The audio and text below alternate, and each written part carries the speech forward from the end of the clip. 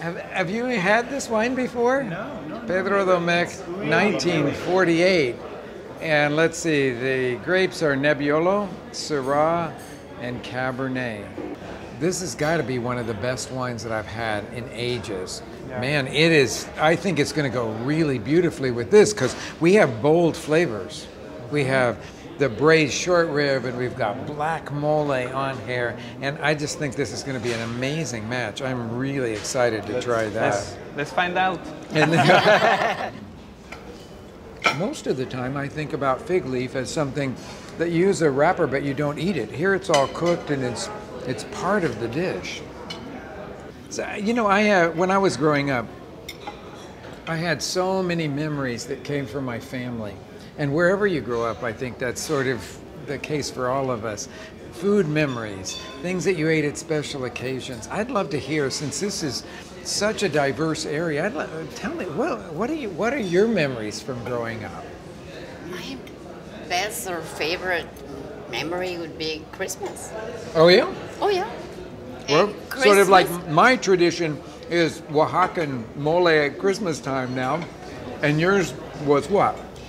Cooking with my mom and my grandma, and then my aunts came and all the cousins, and it was like the Mexican tradition with the grandmother is the one that is really the boss. Yes. So as soon as you get home, he was like, okay, go to the kitchen and you're doing this or you're shopping this, or you needed to do something around the dinner for that particular day. Years ago, it was mandatory to help. And now we volunteer to help. It's like, if we don't help, it doesn't taste like Christmas. Yes. I don't know if it makes sense. Absolutely it does. So it's more like that memory, the food. Are we talking about this wine enough? It's delicious. This wine is off the charts. Definitely off the charts. I still can't find the words to describe it. Just it's hard to pair a wine with these rich flavors, the black mole and all of that. But this does it. The richness of the Syrah, the structure of the Cabernet, the brightness of the Nebbiolo. The food at Mission 19 is anything but street food. But street food is exactly what Chef Javier said was his inspiration for this dish. Well, street food as in carne asada tacos, the most beloved tacos in all of Tijuana.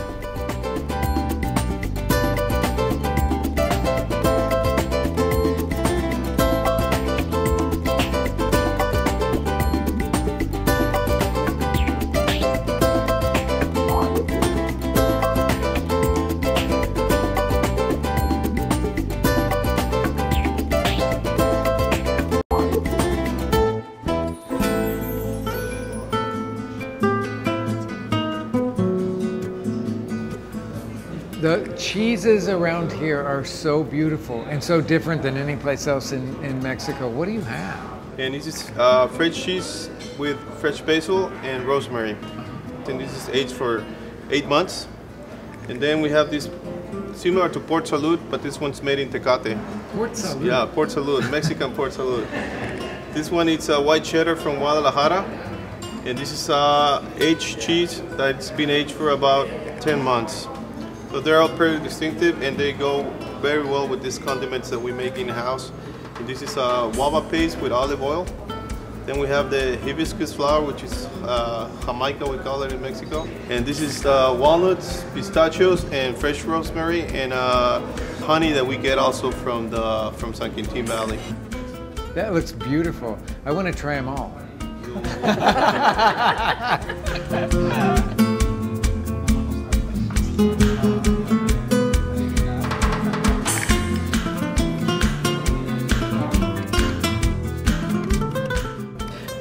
You guys get to eat this cheese all the time, but I'm very excited about this because I've kind of fallen in love with these cheeses. Please help yourself so that I can have some too, okay?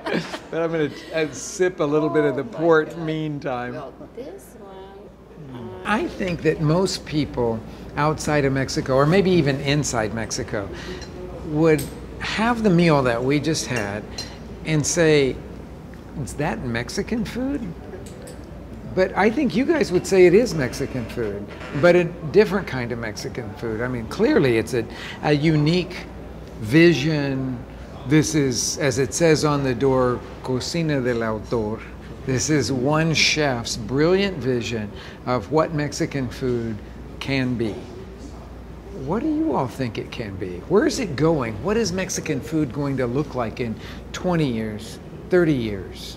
I think that maybe in the next few years, let's say 5 or 6 years maybe, I think that Baja cuisine from Mexico is going to be on the top of it.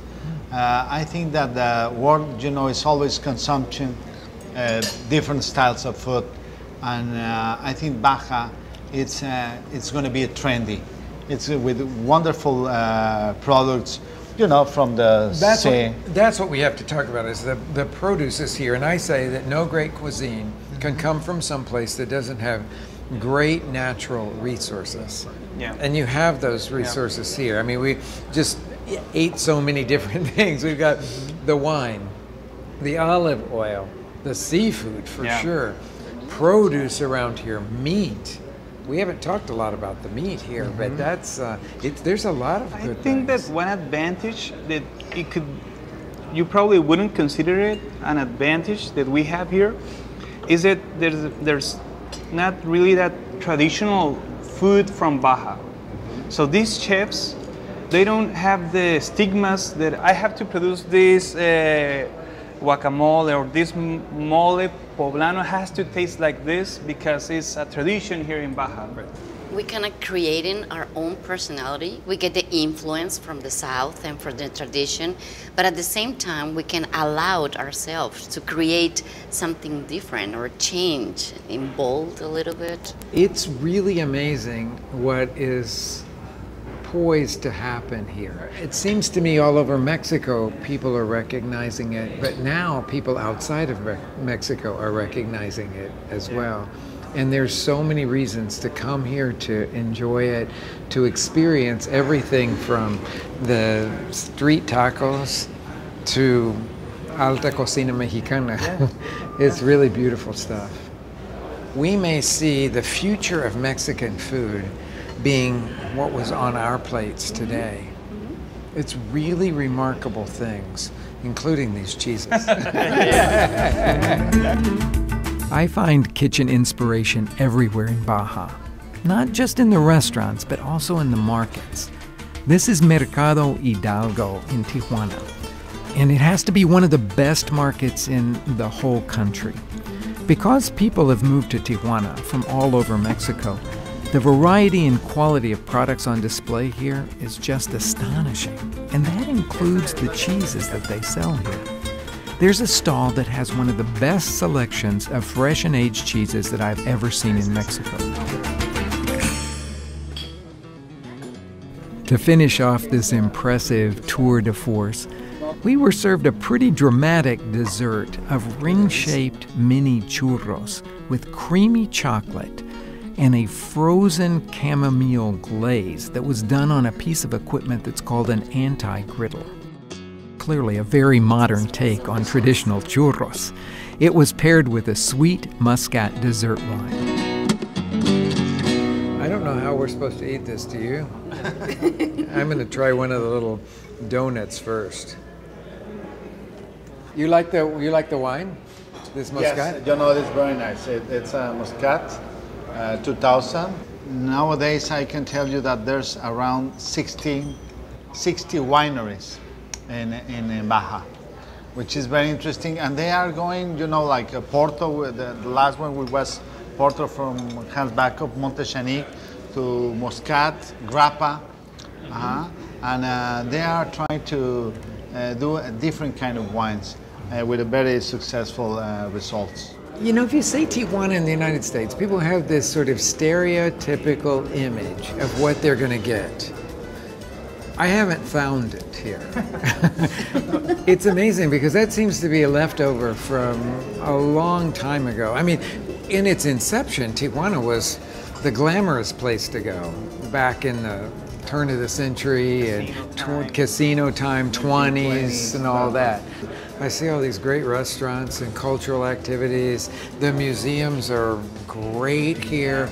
The people, the life on the street is so vibrant. I feel like that there is something unique that is happening in this moment in Tijuana that's very exciting to me. Do you feel it? Now, people come here to do stuff here because all of this is happening. Arts, the culture, the food scene, the wine scene, not here in Tijuana, but very close. So there's a lot of things, like you said, going on here that that it is attracting people not only from here, but from other parts of Mexico. Nowadays, no, there's a sense of being from here. I'm from Tijuana. I love Tijuana. Nowadays, we all think and belong that this is our city and the city of our kids, of our family, and that's very interesting.